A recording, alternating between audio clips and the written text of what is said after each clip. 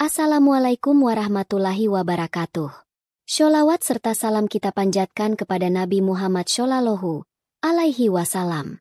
Pernahkah Anda membayangkan bagaimana rasanya terbang ke negeri orang demi impian, tapi yang didapat justru siksaan dan mimpi buruk tak berujung? Jangan lewatkan cerita menyentuh ini. Klik tombol subscribe sekarang juga. Dan mari kita ikuti kisah penuh air mata dan harapan ini sampai akhir. Namanya Fitriani. Usianya baru 23 tahun saat pertama kali ia menginjakan kaki di Bandara Internasional Phnom Penh, Kamboja. Gadis kelahiran Subang, Jawa Barat itu tak pernah menyangka bahwa janji kerja halal di luar negeri yang terdengar begitu meyakinkan akan membawanya ke dalam lubang gelap penderitaan yang tak bertepi. Semua berawal dari obrolan sederhana di warung kopi kampung. Seorang pria bernama Wandi datang, mengaku sebagai agen penyalur tenaga kerja luar negeri. Kata-katanya manis, gayanya meyakinkan, dan yang paling menarik, ia mengaku punya koneksi langsung ke perusahaan restoran halal di Kamboja yang butuh pegawai wanita. Gaji 5 juta per bulan, kerja santai, dan bisa pulang 2 tahun sekali, begitu katanya.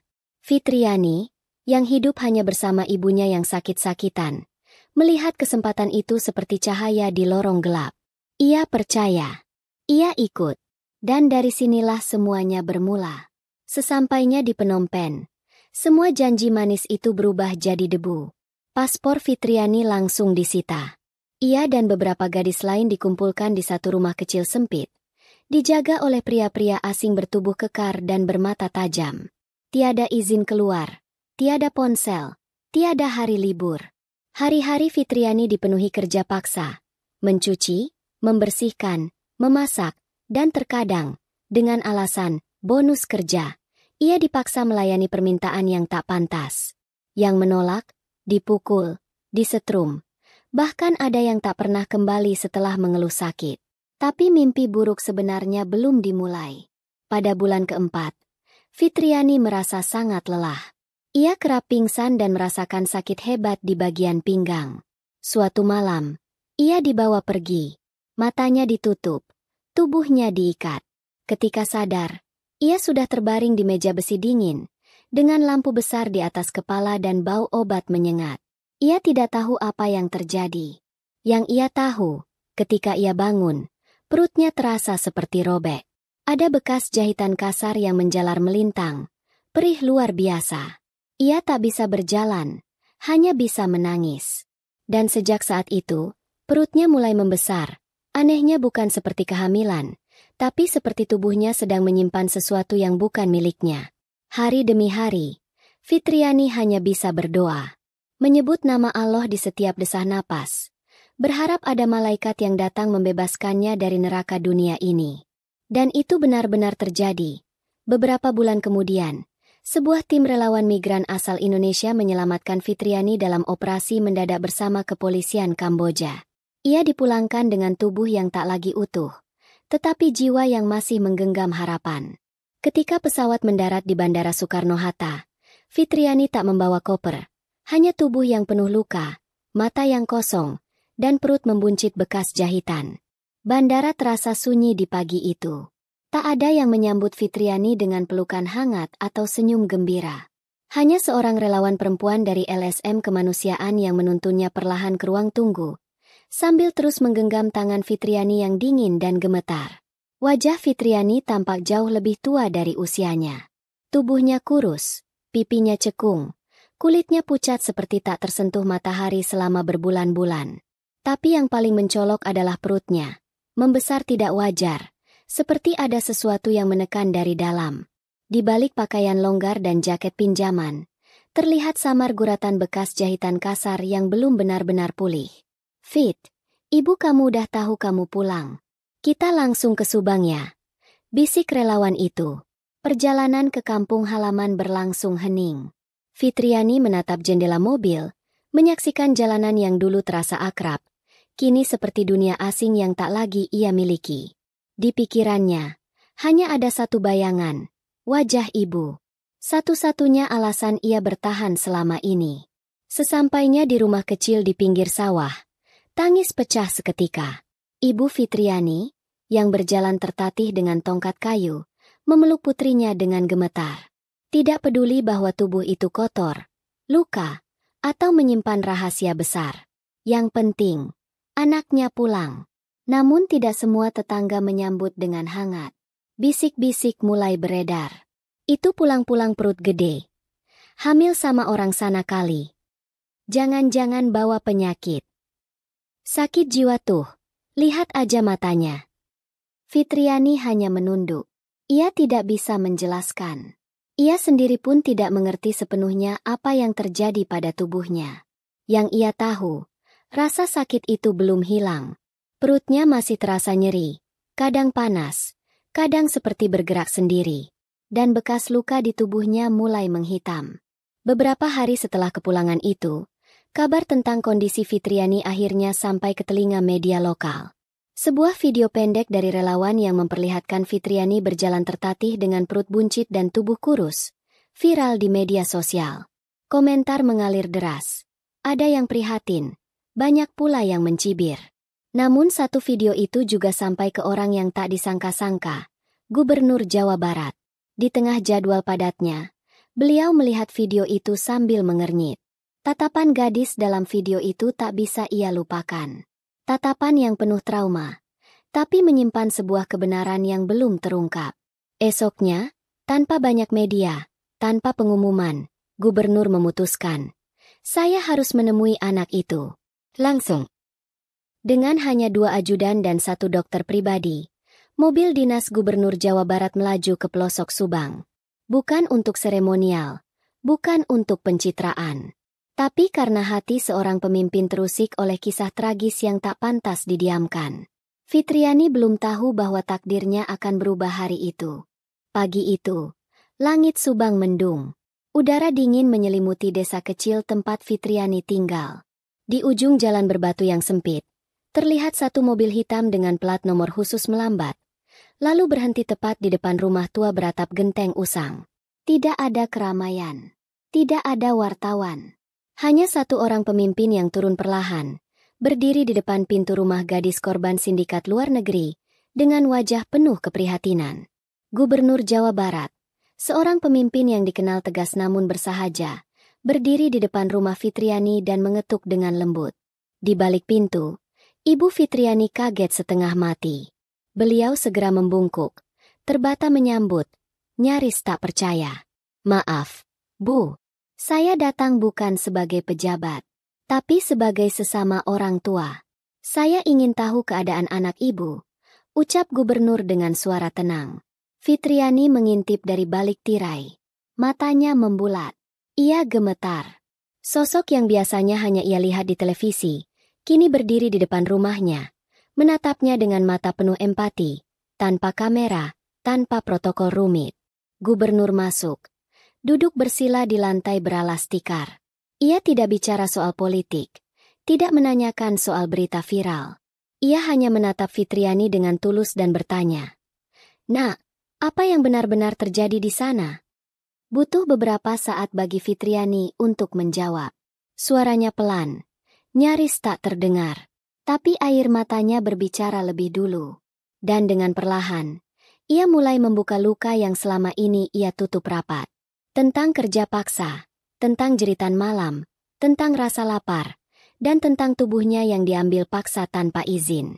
Ia menggulung bajunya dan menunjukkan bekas jahitan mengerikan di perutnya. Gubernur terpaku. Bahkan dokter pribadi yang mendampinginya langsung memeriksa dan terlihat serius. Ini bukan operasi medis standar. Bekasnya terlalu kasar. Bisa jadi ada organ dalam yang diambil. Bisik dokter kepada Gubernur. Mata Gubernur memerah. Ia mengepalkan tangan. Kita tak bisa diam, ucapnya lirih. Lalu ia menatap Fitriani. Nak, kamu sudah sangat kuat. Tapi kamu tidak sendiri lagi. Pemerintah akan bantu. Kita akan tuntaskan ini. Dan yang paling penting, kamu harus sembuh. Tanpa basa-basi, Gubernur segera memerintahkan timnya untuk memfasilitasi pengobatan menyeluruh. Mulai dari cek laboratorium lengkap, MRI, hingga pendampingan trauma psikologis. Ia juga menghubungi dinas sosial dan tim hukum untuk mendata kesaksian Fitriani sebagai bahan penyelidikan lintas negara. Fitriani hanya bisa menangis. Tapi kali ini, bukan karena takut, melainkan karena ada yang benar-benar peduli. Untuk pertama kalinya sejak kepulangannya, ia merasa dilihat bukan sebagai aib, tapi sebagai korban yang pantas dibela. Dan ketika gubernur pamit, beliau sempat berkata pelan pada Ibu Fitriani, "Anak ibu bukan sembarang gadis. Dia kuat, dan kejujurannya bisa menyelamatkan banyak orang lain. Tolong jaga dia baik-baik. Pemerintah akan bersama kalian." Mobil itu pun melaju pergi. Tapi semangat baru tertinggal di rumah kecil itu. Semangat bahwa luka sebesar apapun bisa perlahan sembuh jika ada tangan yang benar-benar tulus mengulurkan bantuan. Hari-hari pasca pertemuan dengan gubernur menjadi titik balik dalam hidup Fitriani. Ia dijemput mobil ambulans menuju rumah sakit terbaik di Bandung, ditemani tim medis khusus dan pendamping psikolog yang ditugaskan langsung oleh pemerintah provinsi. Satu demi satu tes medis dilakukan.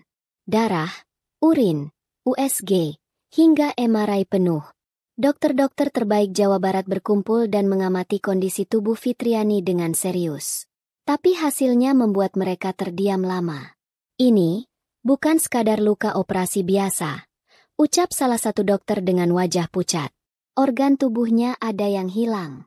Kemungkinan besar, ginjal sebelah kanan."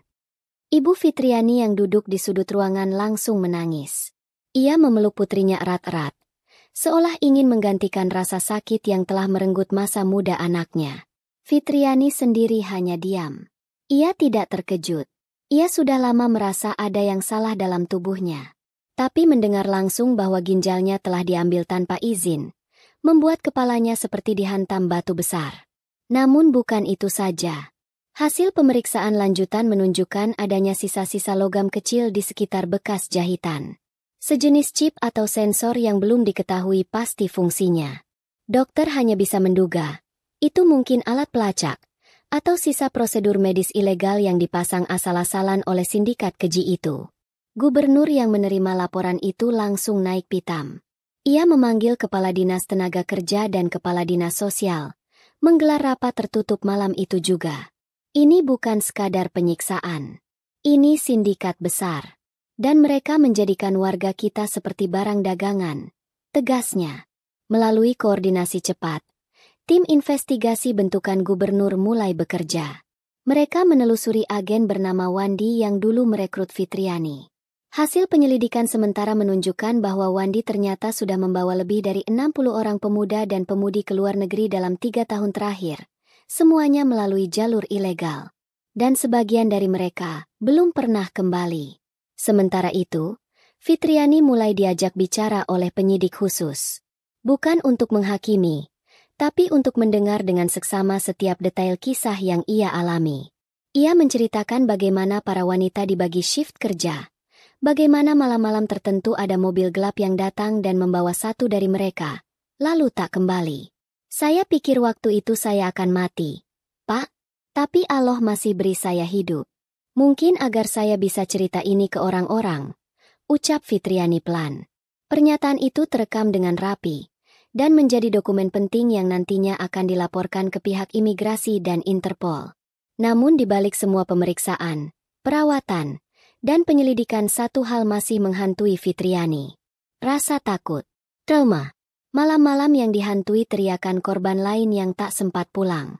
Wajah gadis muda yang sempat tidur di sebelahnya, dan pagi harinya sudah tak bernyawa. Ia sering mimpi buruk. Tubuhnya berkeringat dingin. Kadang ia terbangun dan berteriak hanya karena suara pintu rumah sakit terbuka. Tapi tim pendampingnya tak tinggal diam. Psikolog mulai mengajaknya terapi perlahan. Dan yang paling membekas adalah momen ketika gubernur kembali menjenguknya diam-diam. Tanpa kamera, tanpa publikasi. Beliau datang hanya untuk duduk, menggenggam tangan Fitriani, dan berkata, "Kamu tidak salah.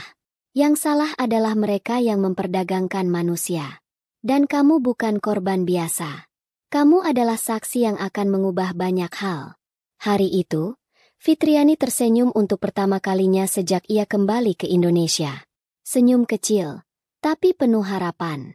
Pagi itu, di tengah udara sejuk kota Bandung, Fitriani duduk di balkon rumah pemulihan milik dinas sosial. Tubuhnya mulai pulih secara fisik, tapi pikirannya masih seperti medan perang. Ia tak bisa melupakan suara jeritan teman-temannya di pabrik penyiksaan itu. Tapi hari itu, ia memberanikan diri membuka satu bagian cerita yang belum pernah ia ungkap, nama pemimpin sindikat. Ia memegang cangkir teh dengan tangan gemetar, menatap ke arah psikolog dan dua penyidik yang telah menemaninya sejak awal. Lalu dengan suara lirih, ia berkata, "Nama dia, Mr. Renat Sofan, warga negara Kamboja. Dia yang mengatur semua." Suasana ruangan langsung berubah. Penyidik menatap satu sama lain, lalu mencatat dengan cepat. Nama itu muncul beberapa kali dalam laporan sebelumnya, tapi tak pernah ada saksi yang menyebutkannya secara langsung. Fitriani adalah yang pertama. Ia melanjutkan, "Kami menyebut dia dokter neraka, karena dia yang memutuskan siapa yang masih bisa bekerja, dan siapa yang dijadikan cadangan organ." Ucapan itu membuat bulu kuduk semua yang hadir meremang. Mr. Sofan adalah pria yang jarang muncul di lokasi. Tapi ketika ia datang, semuanya membeku. Tangannya selalu bersarung tangan karet. Ia membawa alat-alat medis dalam koper besi, dan tubuh para wanita yang sakit atau menolak bekerja tak pernah kembali jika sudah masuk ke ruangannya. Fitriani sendiri mengaku tak bisa lupa aroma obat yang menusuk saat ia diikat ke meja operasi. Ia hanya diberi bius seadanya. Lalu tubuhnya dibedah hidup-hidup. Ia merasa ginjalnya dicabut, namun tetap sadar dalam sebagian prosesnya. Yang menyelamatkannya adalah insiden tak terduga, razia setempat terhadap bangunan ilegal. Fitriani ditemukan pingsan di belakang kontainer, diangkut LSM setempat, dan dibawa ke klinik kecil sebelum akhirnya dipulangkan. Gubernur yang menerima laporan kesaksian itu langsung menelepon Kementerian Luar Negeri. Beliau berkata lantang, "Kita tak bisa lagi hanya merawat korban. Kita harus mengejar pelaku." Gubernur kemudian menghubungi Dubes Indonesia untuk Kamboja dan menyampaikan langsung laporan rahasia yang berisi kronologi, nama pelaku, serta bukti medis dari tubuh Fitriani. Permintaan diplomatik pun diajukan secara khusus kepada otoritas Kamboja. Namun ancaman datang tak lama setelah itu. Salah satu anggota tim penyidik menerima ancaman melalui email gelap. Isinya jelas, "Berhenti urus gadis itu. Jika tidak, keluarga kalian jadi pengganti." Tim IT forensik melacak pengirimnya dan menemukan bahwa IP-nya berasal dari Phnom Penh. Tapi ini justru membuat tekad gubernur semakin bulat. Kalau mereka sampai bisa kirim ancaman ke sini, itu berarti jaringan mereka masih aktif. Maka, satu-satunya cara adalah terus buka fakta ini ke publik. Dunia harus tahu. Hari berikutnya, gubernur menggelar konferensi pers secara nasional. Namun bukan untuk sensasi, melainkan untuk menyampaikan kebenaran yang tak lagi bisa disembunyikan. Ia membuka kronologi lengkap penyiksaan Fitriani, nama pelaku, kondisi medis korban, dan permintaan dukungan dari semua pihak agar tragedi ini tak terulang. Gubernur juga mengumumkan pembentukan Satgas Anti Perdagangan Manusia Jawa Barat. Nama Fitriani tak disebar, wajahnya disamarkan. Tapi kisahnya mengguncang. Tagar "Selamatkan Korban Perdagangan" mendadak trending. Rakyat mulai sadar bahwa di balik tawaran kerja ke luar negeri, bisa saja tersembunyi ruang gelap yang tak pernah kembali. Sementara itu, di rumah pemulihan, Fitriani memejamkan mata dan mengucap pelan, "Terima kasih. Aloh, aku nggak lagi sendiri." Namun, yang ia tak tahu malam itu, satu bayangan kelam diam-diam muncul di halaman rumah pemulihan. Seseorang yang menyamar sebagai kurir, mencatat lokasi, lalu pergi tanpa jejak. Malam di Bandung begitu sunyi. Tapi di dalam rumah pemulihan yang dijaga ketat oleh petugas dinas sosial, suasana mulai berubah. Sejak Fitriani memberikan kesaksian tentang Mr. Renat Sofan, setiap detik terasa seperti berjalan di atas bara. Petugas keamanan disiagakan 24 jam. CCTV dipasang di seluruh sudut rumah. Namun tetap saja, sesuatu terasa ganjil. Pada pukul 2 dini hari, salah satu petugas jaga menerima laporan bahwa kamera belakang rumah tiba-tiba mati selama 6 menit. Saat diperiksa, Kabelnya ditemukan terpotong rapi. Tidak ada jejak ban kendaraan. Tidak ada suara langkah. Tapi sebuah benda kecil tertinggal di tanah basah. Lencana logam bertuliskan Khmer. Fitriani dibangunkan dan segera dipindahkan ke lokasi rahasia oleh tim Satgas. Tapi tubuhnya gemetar. Ingatannya langsung terbang kembali ke satu malam di Kamboja. Malam saat salah satu temannya diseret keluar karena mencoba kabur. Dan kini, ketakutan itu kembali merayap. Emer Sofan tahu aku hidup, bisik Fitriani pelan. Gubernur, yang menerima laporan di tengah malam, langsung bergerak. Ia memanggil kepala polisi daerah dan menyusun operasi pengamanan khusus untuk saksi utama. Ia juga menghubungi pihak Kedubes Indonesia di Kamboja. Ini bukan lagi soal hukum. Ini ancaman lintas negara. Di balik layar, penyidik cyber forensik berhasil melacak jaringan komunikasi antar pelaku. Salah satu akun gelap yang sering berkirim pesan tentang pengangkutan organ, ternyata terhubung dengan seseorang di Jakarta, mantan perwira medis yang kini menjadi buronan Interpol. Namanya Dr. Edwin Haryo. Ia pelarian sejak 2017. Dan dia kemungkinan besar adalah bagian dari rantai distribusi organ ilegal itu, ucap penyidik. Sementara itu, Fitriani berada di lokasi perlindungan baru, sebuah villa kecil di pegunungan Lembang. Di tempat itulah, untuk pertama kalinya, ia dibimbing oleh seorang ustadzah trauma healing. Ustadzah itu menggenggam tangan Fitriani dan berkata pelan, "Nak, Allah tidak pernah tidur. Jika kamu dilukai, maka Allah sudah menyiapkan pelindung di balik lukamu." Kata-kata itu menusuk relung hati Fitriani. Ia meneteskan air mata. Dan malam itu, ia memutuskan untuk menulis semua kisahnya dalam buku harian. Bukan untuk mencari simpati, tapi agar dunia tahu bahwa perdagangan manusia bukan cerita fiksi. Namun di saat yang sama, bayang-bayang Emer Sofan juga terus bergerak. Laporan dari Interpol menyebut bahwa pria itu tidak hanya aktif di Kamboja. Ia juga diketahui bepergian ke Malaysia dan bahkan sempat masuk ke Batam menggunakan identitas palsu. Kini, ancaman bukan hanya terhadap Fitriani, tapi terhadap sistem hukum yang sedang berjuang mengungkap sindikat besar ini. Gubernur menggelar rapat darurat dan menyatakan secara terbuka, jika negara lain tak mau menangkap Sofan, maka kita akan kejar dia sampai ke ujung dunia. Ini bukan soal harga diri daerah, ini soal kemanusiaan. Ucapan itu menggema. Seluruh negeri mulai memberi dukungan. Relawan berdatangan. Advokat HAM turun ke lapangan. Bahkan seorang jurnalis televisi nasional mulai menayangkan mini dokumenter tentang kisah Fitriani, dengan narasi yang menyayat hati dan bukti medis yang mengejutkan publik. Tapi di ujung semua itu, Fitriani hanya menatap jendela malam, berbisik sendiri. Jika aku harus menjadi kunci untuk menyelamatkan korban lain, maka biarlah tubuhku yang rusak ini menjadi saksi. Tapi jangan biarkan mereka menyentuh orang lain lagi. Dan malam itu, dari jendela villa yang remang, sesosok bayangan kembali muncul. Tapi kali ini, bukan musuh, melainkan seorang agen rahasia dari unit khusus yang dikirim langsung oleh gubernur, menyamar sebagai petugas villa. Fitriani akhirnya tidak lagi sendiri. Pagi itu, angin pegunungan Lembang terasa lebih dingin dari biasanya. Namun di dalam sebuah ruangan tersembunyi di villa pengamanan, suasana justru memanas. Di atas meja kayu besar, peta-peta elektronik terbuka, wajah-wajah buronan terpampang jelas, dan satu titik merah terus berkedip di layar, koordinat lokasi Emer Renat Sofan. Ia terdeteksi berada di wilayah Sihanouk Ville, Kamboja, daerah pesisir yang dikenal dengan kasino gelap dan lalu lintas ilegal manusia. Informasi ini bukan didapat sembarangan, tapi dari hasil penyadapan satelit intelijen ASEAN yang diaktifkan setelah pemerintah Indonesia mengirim nota diplomatik khusus. Gubernur Jawa Barat tak tinggal diam. Ia mengutus perwakilan khusus ke Jakarta, menemui Kepala Badan Intelijen, dan menyampaikan satu pesan tegas. Ini bukan hanya tentang Fitriani. Ini tentang wajah Indonesia di mata dunia. Dalam waktu kurang dari 48 jam, operasi senyap dimulai. Tim gabungan dari Interpol, Intelijen Regional, dan unit khusus Indonesia diterjunkan ke Kamboja.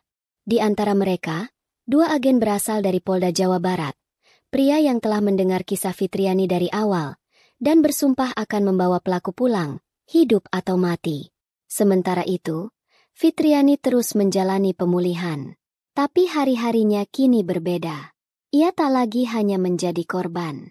Kini, ia dilatih sebagai juru bicara penyintas, dilatih berbicara di depan publik, berdiskusi dengan aktivis HAM, bahkan diundang diam-diam ke Istana Negara untuk menyampaikan kesaksiannya langsung kepada Presiden. Namun saat dunia mulai bersimpati, dan nama Fitriani menjadi simbol perlawanan terhadap perdagangan manusia, sebuah kabar datang dari Kamboja. Operasi berhasil. Mr. Sofan ditangkap. Pria itu ditemukan bersembunyi di ruang bawah tanah rumah judi gelap, bersama tumpukan dokumen, paspor palsu, dan barang bukti organ tubuh yang sudah disiapkan untuk pengiriman. Saat digiring keluar, ia sempat tertawa, tapi tawanya terhenti saat melihat kamera media menyorot wajahnya, dan reporter menyebut nama Fitriani dengan lantang. Mr. Sofan akhirnya diekstradisi ke Indonesia. Ia diadili dalam pengadilan terbuka, dan untuk pertama kalinya dalam sejarah hukum Indonesia, kasus human trafficking lintas negara berhasil dibongkar dengan bukti lengkap, kesaksian hidup, dan intervensi negara. Fitriani hadir di ruang sidang. Ia duduk di kursi saksi, dengan wajah tenang namun tegas. Dan saat ia menyampaikan kalimatnya di depan majelis hakim, seisi ruangan sunyi. Saya bukan pahlawan. Saya hanya perempuan biasa yang ingin hidup normal. Tapi kalau saya bisa selamat, maka saya ingin semua teman saya juga bisa pulang. Jangan biarkan satupun perempuan Indonesia jatuh di tangan iblis macam dia. Tangis pun pecah di ruang sidang. Termasuk dari keluarga korban lain yang baru tahu bahwa anak mereka telah lama jadi korban sindikat Sofan. Setelah persidangan, gubernur datang menghampiri Fitriani. Ia tak membawa wartawan. Hanya seikat bunga dan selembar surat keputusan. Mulai hari ini, kami angkat sebagai Duta Perlindungan Pekerja Migran Jawa Barat. Bukan karena kamu korban, tapi karena kamu adalah suara dari yang tak bersuara. Fitriani menunduk. Air matanya jatuh pelan. Bukan karena sedih, tapi karena akhirnya, luka itu mulai sembuh. Terima kasih telah mengikuti kisah ini sampai akhir. Semoga kita semua bisa lebih peka terhadap isu perdagangan manusia dan tidak tinggal diam saat kejahatan seperti ini mengintai anak-anak bangsa. Merpati 2 jangan lupa dukung channel ini dengan klik subscribe, like, dan share agar lebih banyak orang tahu bahwa di balik luka ada harapan, dan di balik keheningan ada suara yang harus disuarakan. Wassalamualaikum warahmatullahi wabarakatuh. Sholawat serta salam semoga tercurah untuk Nabi Muhammad Shallallahu alaihi wasallam.